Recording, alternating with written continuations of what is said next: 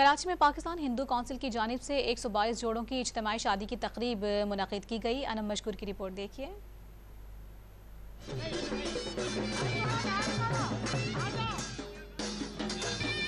कराची में पाकिस्तान हिंदू काउंसिल की जानिब से गरीब व मुस्तहिक घरानों से ताल्लुक रखने वाले 122 जोड़ों को इज्तिमाई रिश्ता अज़वाज में जोड़ा गया। तकरीब में 122 घरानों के बाराती रिवायती तैयारियों के साथ शरीक हुए। हाथों में मेहंदी लगाए जर्ग बर्ग मलबूसात में सजी सवरी दुल्हनों की तैयारी भी काबिले दीद थी।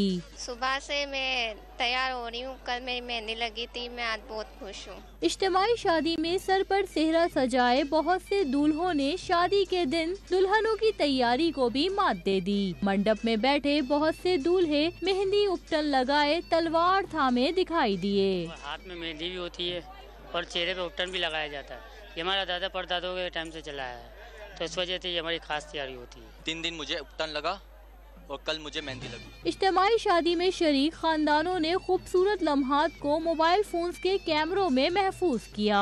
पाकिस्तान हिंदू काउंसिल ने तमाम दुल्हनों को जहेज जबकि दूल्हों को सलामी भी दी। कैमरामैन साजिद के साथ अनम मशकूर, डॉन न्यूज़, कराची।